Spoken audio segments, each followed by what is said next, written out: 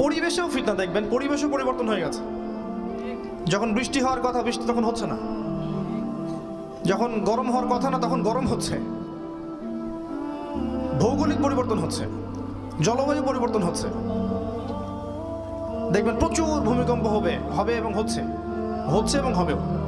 ভূমিকম্প বাড়বে, মহামারী দেখবেন আসবে, দেখবেন যে আরো ফাসাদ বাড়ছে, আল্লাহর দেয়া প্রাকৃতিক দুর্যোগ বাড়ছে, ডে বাই ডে বাড়ছে আর বাড়ছে। প্রকৃতি আগের মতো নাই, কারণ মানুষের জুলুম তো ওরাও দেখছে। একটা সমুদ্রের পরে কখনো দাঁড়িয়েছেন কিনা? ওর প্রচন্ড শক্তি আছে, কিন্তু সমুদ্রের প্রচন্ড গর্জন আছে, এবং গর্জন করতে করতে সে কিন্তু ঢেউগুলো তীরের মধ্যে ফেলে দেয়। আপনি যখন সমুদ্রের কর্নারে গিয়ে দাঁড়াবেন, তীরে গিয়ে দাঁড়াবেন, কক্সবাজারে বা অন্য জায়গায়, দেখবেন ওই শক্তিশালী সাগরটা আপনার পা ধুয়ে দিবে বিনয়ে, তাই না? আপনার পা ধুয়ে দিবে। আল্লাহ তাকে এভাবেই চলতে বলেছেন। কিন্তু যখন মানুষ আল্লাহর দাসত্ব করবে না, আল্লাহ যখন আদেশ করবেন সবগুলোকে উড়িয়ে দাও, সে সবগুলোকে উড়িয়ে দিবে। প্রকৃতিও আল্লাহর কথা শোনে। প্রকৃতি কার কথা শোনে? আল্লাহর কথা শোনে। চতুর্দিকে জলবায়ুর মধ্যে পরিবর্তন হয়েছে, মানুষের পড়াশোনার মধ্যে পরিবর্তন হয়েছে, মানুষের চিন্তার মধ্যে পরিবর্তন হয়েছে।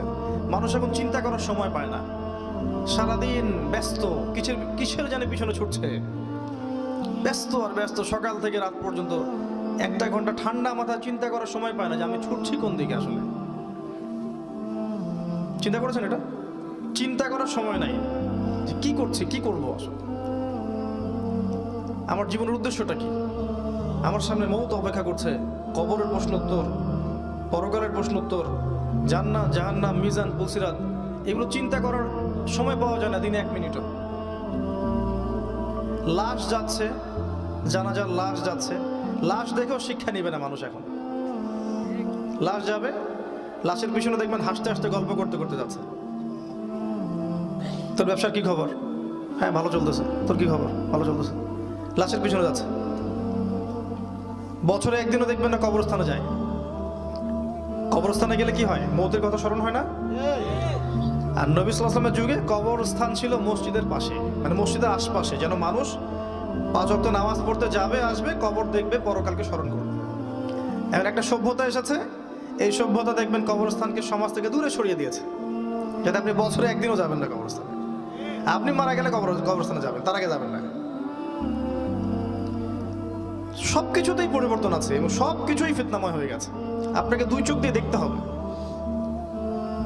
প্রচুর পরিশ্রম করছেন, টাকা পয়সা আর্ন করছেন, এবং এই টাকা পয়সা আর্ন করার জন্য আপনার কত মেহনত করতে হচ্ছে, সারাটা দিন রাত উজাড় করে দিতে হচ্ছে। যেই টাকা আপনি জমাচ্ছেন, আপনি 10-20 বছর পর লক্ষ্য করছেন আপনার টাকার মান আর আগের মান নাই, টাকার মান কমে গেছে।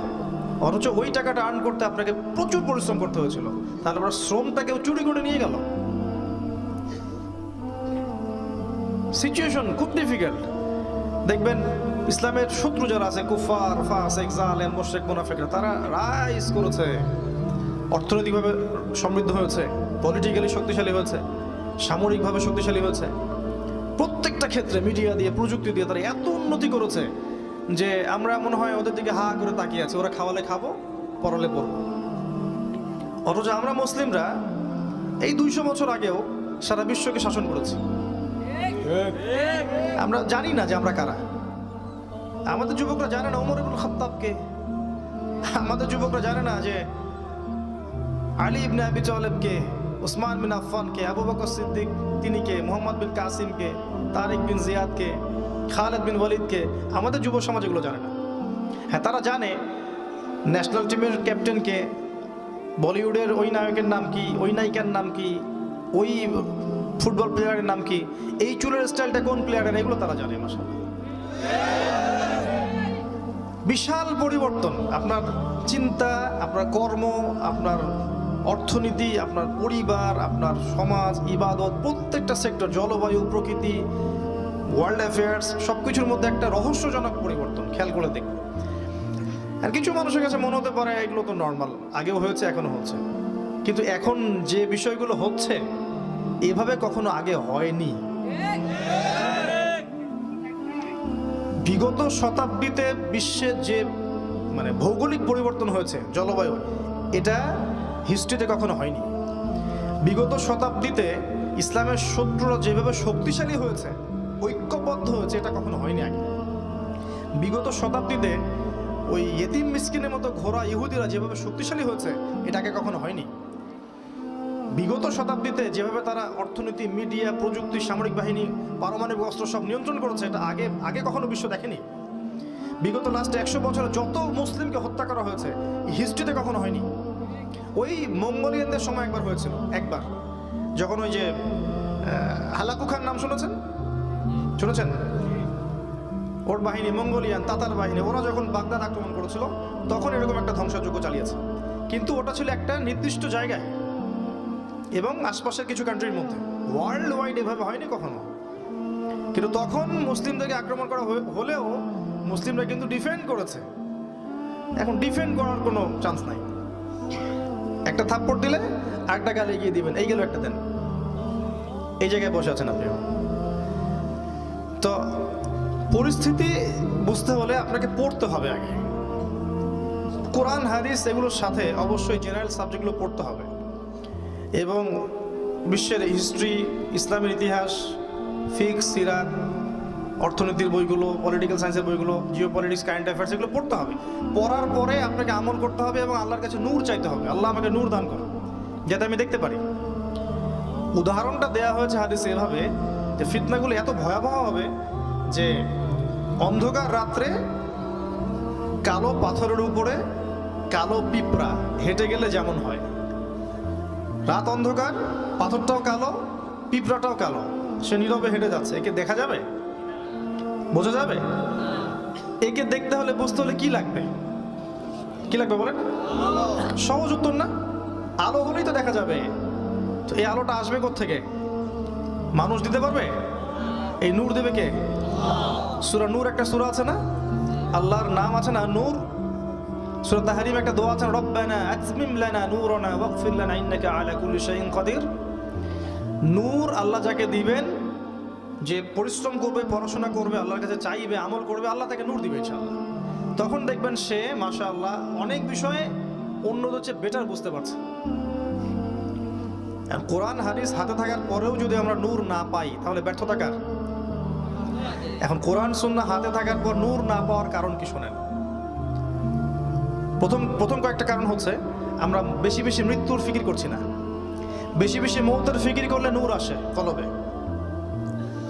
বেশি বেশি ফরজ নামাজের পাশাপাশি নফল নামাজ পড়লে নূর আসে কলবে। বেশি বেশি দান সাদাকা করলে নূর আসবে ইনশাআল্লাহ। বেশি থেকে বেশি পরকালের চিন্তা করা, আল্লাহর সামনে দাঁড়াতে হবে, তখন হৃদয়টা নরম হবে, নূর আসবে ইনশাআল্লাহ। বেশি বেশি আপনি আল্লাহর জিকির করতে থাকেন, সারাটা দিন আল্লাহর জিকিরের উপর থাকেন, দেখবেন হৃদয়ের মধ্যে একটা প্রশান্তি, একটা নূর আসবে ইনশাআল্লাহ। এগুলোর পাশাপাশি আবার মন থেকে যে হিংসা, বিদ্বেষ, যে গীবত, যে তহমত, জিনা, খারাপ কিছুর প্রতি আসক্তি, জিনা, ব্যভিচার, পরকিয়া, তারপরে আপনার অহংকার, রিয়া, দুনিয়ার ভোগ বিলাস, এই যে বস্তুবাদী আকীদা, দুনিয়াকে এটা পেতে হবে, ওটা পেতে হবে, দুনিয়াকে পাওয়ার যে একটা কঠিন চাওয়া, এই জিনিসগুলো যদি দূর করতে পারেন আস্তে আস্তে, তখন দেখবেন মনটা নরম হচ্ছে, আল্লাহর নূর এখানে আসবে ইনশাআল্লাহ। নূর রাখতে হলে একটা পাত্র লাগবে না? একটা পাত্রের দরকার আছে না? কলবটা তো একটা পাত্র, ওটা পরিষ্কার না হলে কি নূর আসবে? আগে তো পরিষ্কার করতে হবে। কিভাবে পরিষ্কার করবেন? যে কাজগুলো কথা বললাম, সালাত, সাদাকা, কোরআন তেলাওয়াত, জিকির, আজকার, তাসবিহ, তাহলিল, আল্লাহর জন্য কান্নাকাটি করা, তাহাজ্জুদে দাঁড়িয়ে আল্লাহর জন্য কান্নাকাটি করা, চোখের পানি ছেড়ে দেওয়া, আল্লাহর কাছে দোয়া করতে থাকে, তখন দেখবেন যে আল্লাহর এই যে আপনার কলব এটা পরিষ্কার, পালিশ হচ্ছে। একই সাথে যখন এই যে হিংসা, গীবত, তহমত, রিয়া, অহংকারগুলো ত্যাগ করতে পারবেন, তখন দেখবেন যে নূরটা আসবে ইনশাআল্লাহ।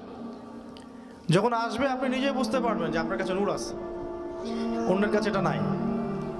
সবাইকে আল্লাহ পাক এটা দেন না। একটা মূলনীতি বলে দেয় এটা পাওয়ার, সূরা নূর পড়েন বাসায় গিয়ে সূরা নূর পড়েন, ওখানে দেখবেন আল্লাহ যে কাজগুলো করতে বলেছেন সূরা নূরের মধ্যে, ওই কাজগুলো করলে নূর পাওয়া যাবে ইনশাআল্লাহ। সহজ বুদ্ধি। কোরআনের প্রতিটা সূরায় এক একটা চূড়া, সূরা মানে কিন্তু চূড়া, উঁচু স্থান। একটা পাহাড়ের চূড়ায় উঠলে অনেক দূর পর্যন্ত দেখা যায় না? কোরআনে এক একটা সূরার উপরে উঠলে ওই বিষয়টা আপনি বুঝতে পারবেন। কথা বুঝতে পারছেন? সূরা কাহাফের চূড়ায় ওঠেন, আপনি বুঝতে পারবেন দাজ্জালীয় ফিতনাগুলো কি কি, এখান থেকে বাঁচতে হবে কিভাবে। ঠিক আছে? সূরা নিসা এর চূড়ায় ওঠেন, দেখবেন নারীদের আসলে অধিকার কোথায় আছে। এক একটা সূরা এক একটা চূড়া। সূরা নূরের উপরে ওঠেন, উঠলে আপনি দেখবেন কোন কোন কাজ করলে কি কি কাজ করলে আর কি কি কাজ না করলে আমি নূর পাবো। তো প্রিয় ভাইরা, এই যুগটা অন্য যুগেরটা ডিফারেন্ট, আলাদা, ফিতনাময়, এবং প্রচুর কিয়ামতের সাইন্স এখন দেখা যায়। এগুলো থেকে বাঁচতে হলে, ফিতনা বুঝতে হলে আগে আপনাকে নূর অর্জন করতে হবে, জ্ঞান অর্জন করতে হবে, পড়াশোনা করতে হবে, আমল করতে হবে, পরিবার করতে হবে, আপনার হালাল খেতে হবে, পরবর্তী প্রজন্মকে করতে হবে, আল্লাহর জন্য মেহনত করতে হবে, আল্লাহর দিন প্রচার করার চেষ্টা করতে হবে, এবং ছোট ছোট উদ্যোগ নিতে হবে। আপনার যতটুকু সামর্থ্য আছে, অর্থ দিয়ে হোক, কথা দিয়ে হোক, কাজ দিয়ে হোক, লিখনি দিয়ে হোক, দিনের পিছনে মেহনত করতে হবে এবং সবাইকে ভাই মনে করে ঐক্যবদ্ধ করার চেষ্টা করতে হবে। তখন দেখবেন যে ইনশাল্লাহ দিনের কোনো উপকার হচ্ছে। এক রাতের মাহফিল দিয়ে দিন কায়েম হয়ে যাবে না, হবে? তবে হ্যাঁ, একটা মাহফিলের একটা বয়ান যদি কবুল হয় আল্লাহর কাছে, ওই বয়ানের ওসিলায় দিনের অনেক উপকার হতে পারে না? এগুলো দিনের মাধ্যম। তো শুধু একটা দিকে ফোকাস না করে দিনের সমস্ত বিষয়গুলোকে এগিয়ে নিতে হবে। এর নাম হচ্ছে দিনের জন্য ফিকির করা।